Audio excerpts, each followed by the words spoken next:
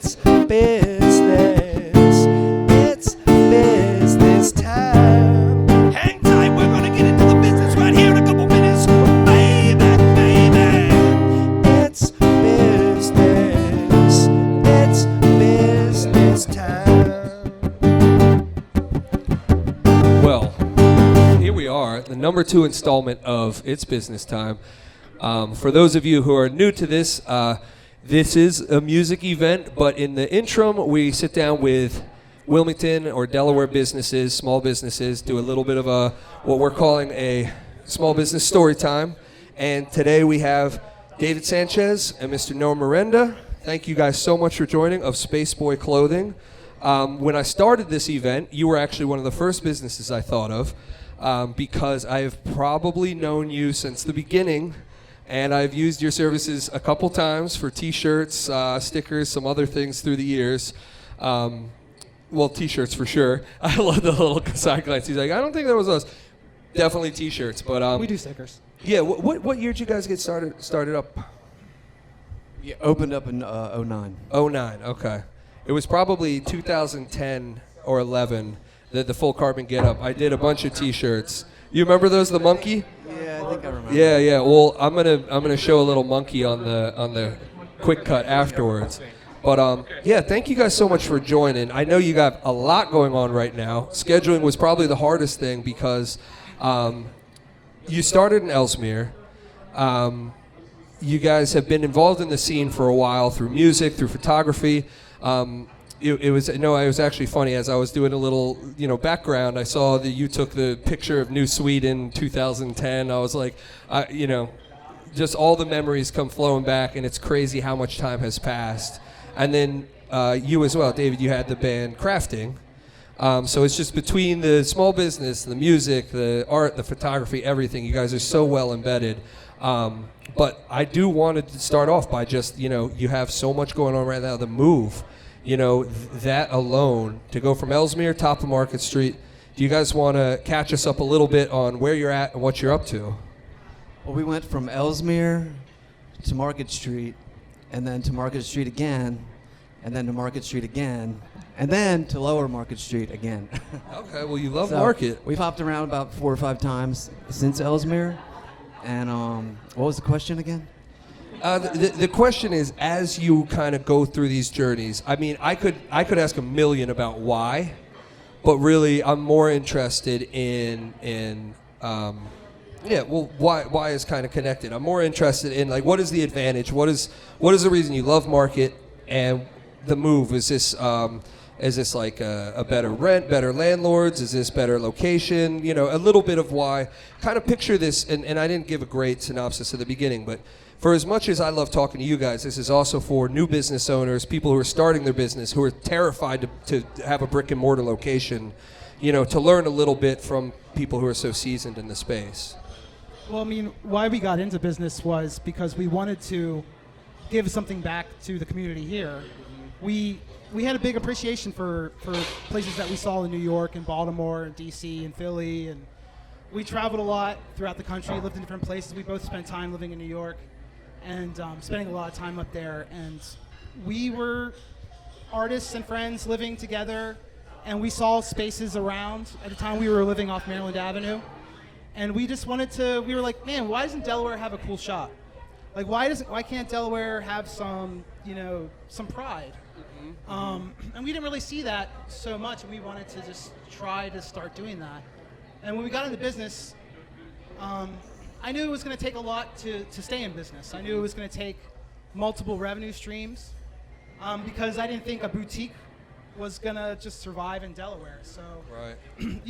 We had events, but that kind of just came naturally because that's just what we've been doing. When I met him, we were 14 when we met, we were pretty young. Yeah. And he was throwing shows and in bands and stuff like that. And I would come up, I grew up in Maryland, so I'd come up to Newark and we'd hang out on Main Street. And Main Street was like, it was independent. It was small businesses. It was like cool shops to hang out at. Mm-hmm. independent music going on. Yeah, Rainbow Records, You know. Pizza, back in the East End days, yeah. Yeah, so that's what we grew up doing, and just doing it, DIY. Right. And I think that's how it happened. But it really started with the website in 2008. Yeah. That we put together, and I took the photos for it, and we just put it up, and then the talks of a brick and mortar space. And the Ellesmere thing kind of happened by accident. I was looking for something cheap, kind of small, conveniently located, and that location was cool because it was before the BJ's went in. Right. So I think we moved in like right as the BJ's kind of like phased in. I guess it was a Value City. Yeah, it was Value City, and then Buccini actually. So yeah, They came to us. And they said, Yeah. "Do you guys want to come to market?" Yeah. And then we said no.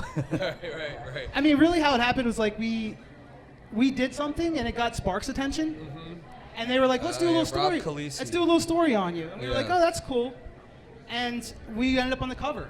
Yeah. And at that time, that paper was everywhere. And this was before the Queen. They were building the Queen. Right. Yeah.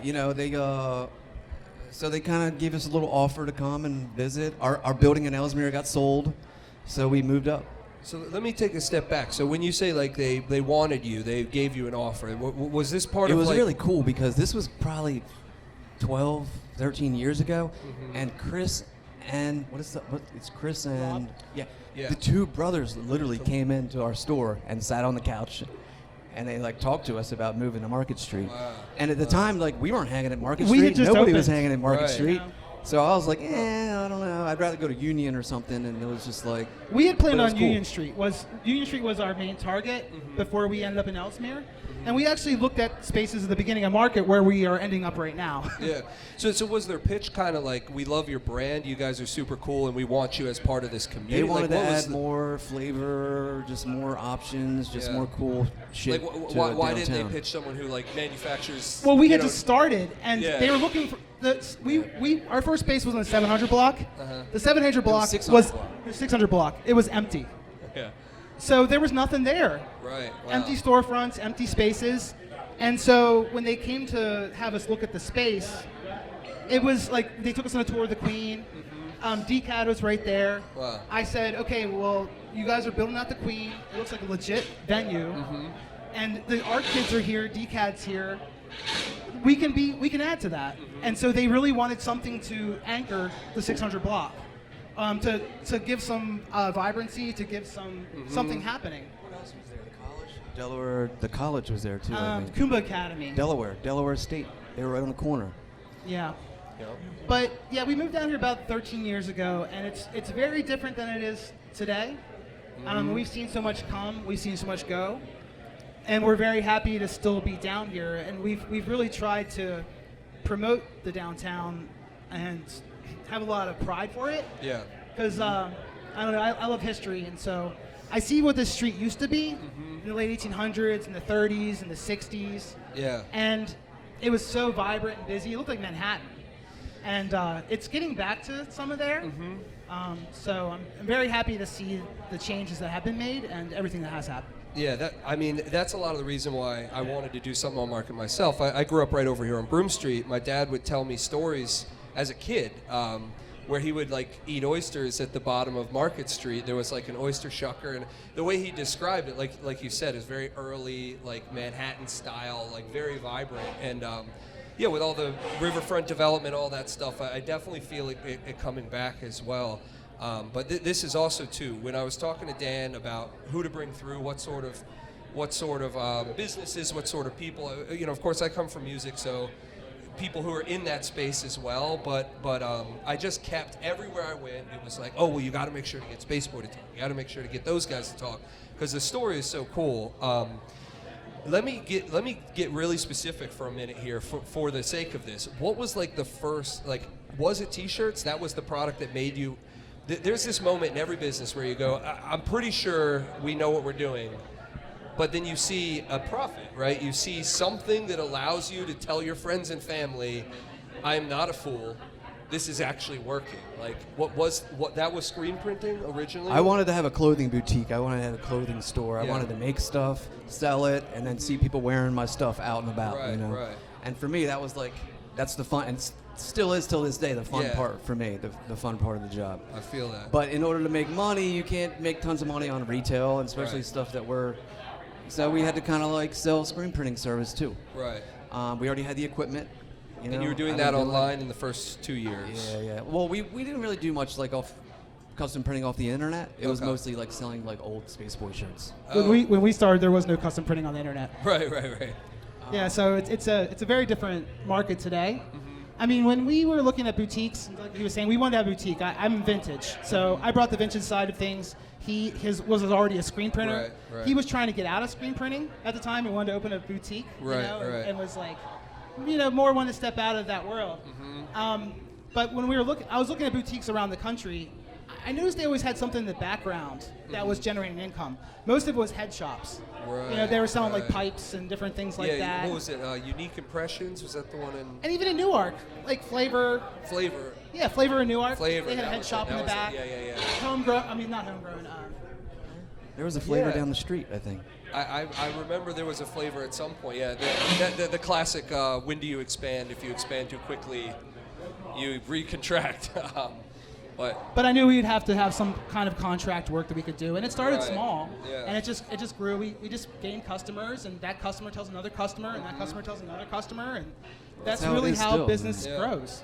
Yeah, that's awesome. So word of mouth has been a big one It's through key. the years. It's Word of mouth is key. So are at this point in the business, is it kind of a smattering, small stuff, medium, big customers? Are you kind of like It's everything. It's a mix. everything all Yeah. over? Obviously, the bigger jobs pay, but I like working with the small guy.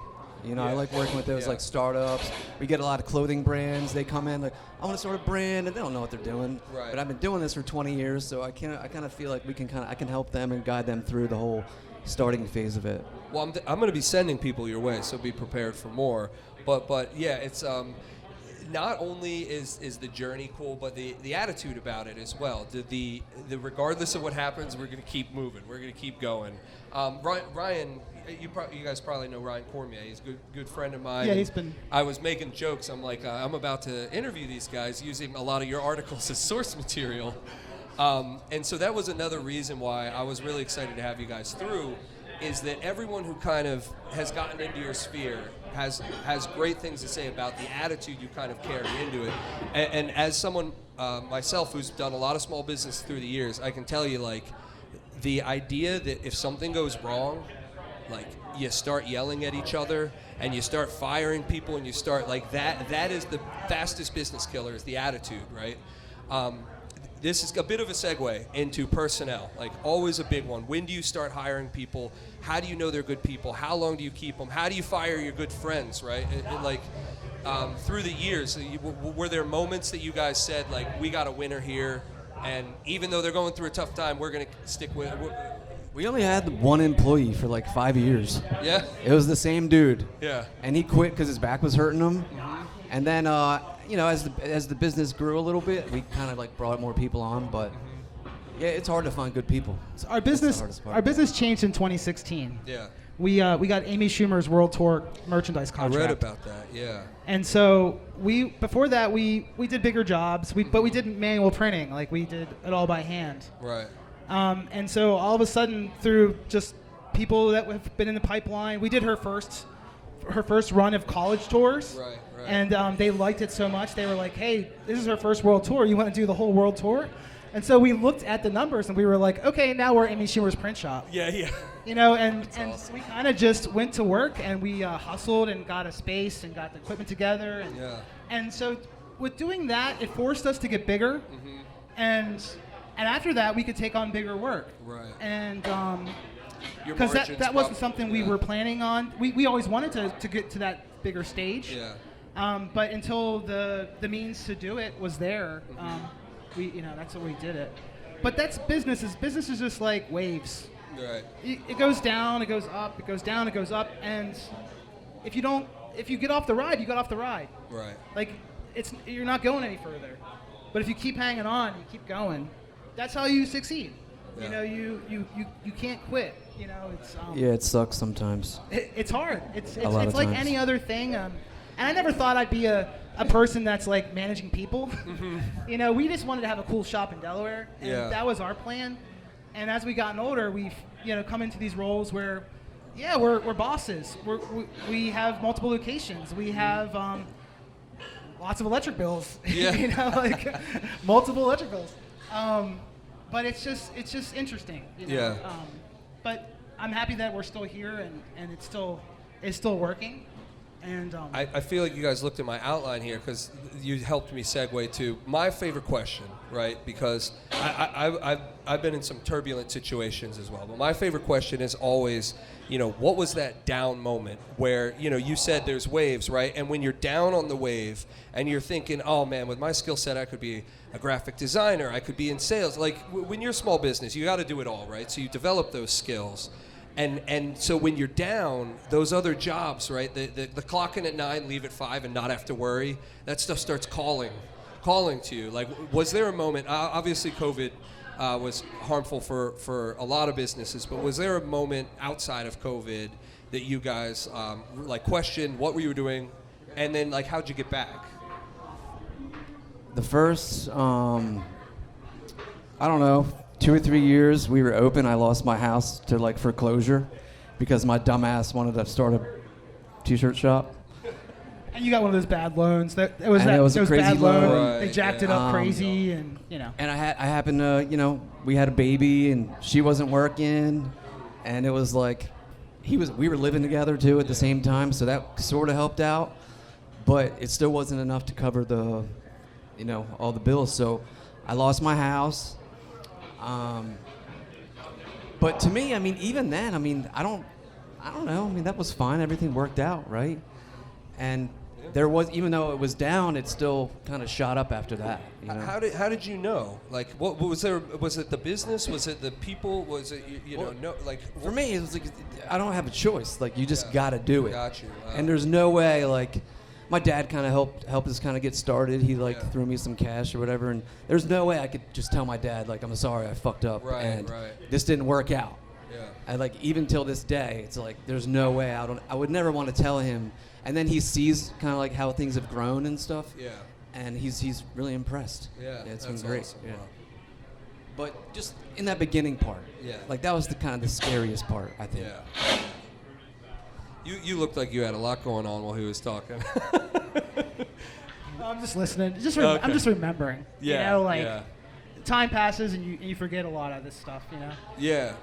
Well, it's almost, you might have some survivor's guilt when you see your partner and friend selling his house. When we started up, we were living together and we were off of Union Street, and we were looking at spaces in Union Street, and we didn't have any money. Mm-hmm. And I had gotten an opportunity to move to Houston and save some money and come back, and that was the plan. That's what I was saying the plan was. Right. I got to Houston a few weeks, and then the market crashed. Everything crashed. It was 2009. Right. Wow. Everything just went down. The hiring freezes happened and whatever. But I got a call from him. He was like, "Hey, I just signed a lease." Mm-hmm. And I was like, "What?" He was like, "Yeah, I just signed a lease outside Ellesmere. My dad gave me $3,000. Right. And I got a first month's rent." Mm-hmm. Mm-hmm. And I was like, "Dude, I told you the plan. I'm saving up money, gonna come back." He was like, "Well, I just signed a lease. What are you gonna do?" Yeah, right. Are you familiar with the phrase "ready, fire, aim"? Yeah. So I came back, emptied out my storage unit, put it in the store. Wow. We got the store together, put it within a week, and then we just opened up shop, and we just hoped somebody came in. Yeah. And for the first few weeks, it was really nice just to have one person come in the door, or stuff like that. We were just sitting around having fun. It was stressful, but it was it just seemed like the world was kind of collapsing at the time too, and so it was why not? Mm-hmm. Well, people thought we were crazy too. Everybody's like, "You're starting a business right now?" And we're buying all this stuff, used stuff from businesses that are going out of business. Right, right. So we're in a way, it kind of worked out for us, but really, the first 5 years, everybody says a business, if you can survive 5 years, you can get through it, and it's 100% true. Yeah. Wow. Because we had a lot of turmoil for the first 3 years. We were living together. I wasn't really taking any money, because he had a new kid. We're like brothers, friends, Right, we've known each other a long time. And then for a few years, I'm a photographer, so I was doing weddings on the weekends. Right.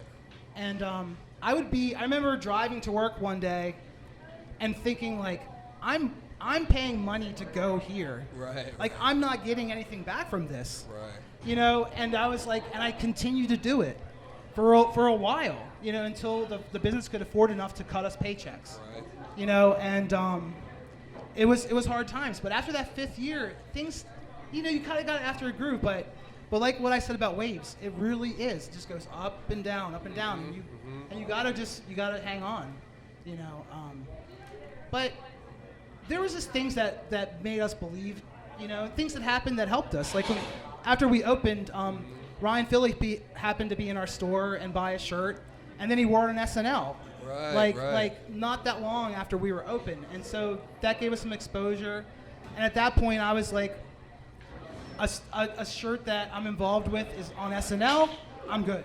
Yeah. Like I feel like Right, I've accomplished something, and that was just at the beginning of our journey. And so it's been really interesting to see. But those things just kind of happened. You know, we didn't plan any of those things.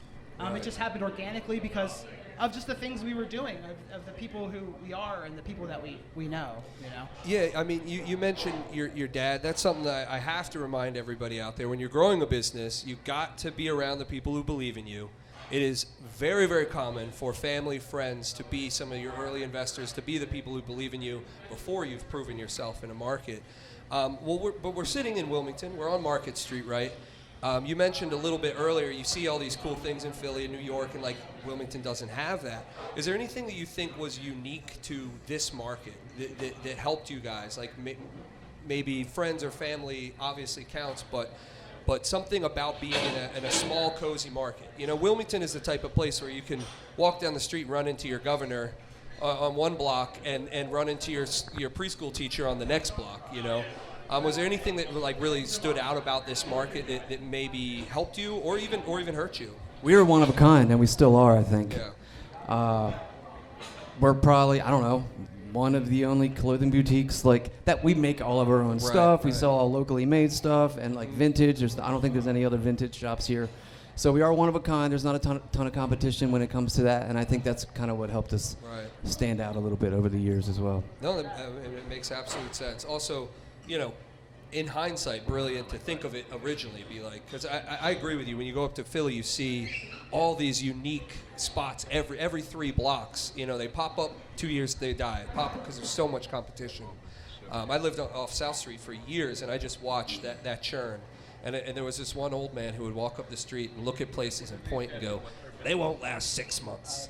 They won't last a year." And that, I was young, and I was like, what is he talking about? He was right. We were always mixing it up, too. We were having shows. We were, you know, just doing all kinds of crazy stuff, you know? Yeah. And I don't know, I guess word got around. And but really our downtown community is what's helped us as well. Mm-hmm. Like, we do work for everybody. I mean, we printed that shirt right there. You know, all of our businesses down here, they've used us over the years. Yep. You know, if they go somewhere else for a minute, come back to us, that's cool too. You know, but because of how small this community is down here, it has helped us to be in part of it a lot easier than if we were in New York or in Philadelphia, right, or a bigger city. And I really like my neighbors down here and the people that are doing things. Yeah. And we've seen a lot come and go, and when I see something come in, I pretty much know if it's going to last. You know, I can sniff it out at this point. You know, but I still want to help them. Right. You know, we're here to help. They're trying. In all these different you know, ways. and that's we've been there. So we You never know. One good client can go a long way when you're starting out. But awesome. I mean, speaking of shows and events, you have so you're at 205 Market now. Yes. Here at the front or the bottom or however. Everyone describes Market a little bit differently. It's Loma. It's Lower Market. Lomo, it's exactly. It's going to be the new hot art district. I love it. And you have the Pauses national act coming on October 2nd to your store here in Lomo. Yeah, and there's a local opener. Bad Eyesight is going to open. Okay. $10, all ages. And I don't even know where they're from. I want to say Virginia or Boston. Okay. I don't know. I could make something up. Yeah. No, I mean, for those who are going to check out the event, I'm sure they can go down that rabbit hole. But it's going to be our first show. Yeah. So that'd be cool. That's awesome. And so are the doors open as we speak, or this is part of your launch? So October 2nd, that you'll be fully open. Yeah, so we just moved, and now we're setting up. And the last time we did this is normally when our, like in January when we're not really busy. Right. But we've been really busy Yeah. keeping the work going and then also moving and resetting up. But we're hoping to be back open to customers coming in the door in the next week or so. Yeah, and honestly, guys, I got to thank you again for doing this, sitting down with all the stuff that's going on. You were at the top of my list when we thought of this event. I'm super excited that you're here for the second week. If Dan's around, he wanted to say thank you too for the shirts and for all the hype through the years. And yeah, I mean, while you're here, is anything else you guys want to plug or promote or talk about? But for me, that was a lot of. I would love to dive into what the margins were on your earliest products and what you had to tweak and where your wholesalers came from and all that fun stuff. But in the interest of time, we'll do that off camera. But thank you guys so much for Thanks coming for having out. us. Yeah, absolutely. So there you guys have it. David and Noah from SpaceBoy Clothing. Give them a real quick round of applause for coming through. And make sure to check them out at their new location at 205 Market Street. All your screen printing, clothing, boutique needs. Yeah, so we do all that stuff if anybody needs it. What's I'm like holding back, so I'm like, what's your highest margin item? No, it's But I want us to be like a cool spot to go and for Art Loop or something like that too. We're just not a clothing store. We're both kind of scatterbrained. We like to mix it up. I wouldn't have had just a clothing store. So we do promotional products. We sell vintage. We sell our own line of clothing and everything made by local artists. And then we also have events. So that's our 4 parts that make SpaceBoy what SpaceBoy is. Nice. All right, well, you heard it. Check them out. SpaceBoy Clothing. We are doing this every Wednesday. We want to thank Stitch House for hosting us as well. And yeah, we will see you next Wednesday. Thanks again, guys, for being here. Good night. Thank you. It's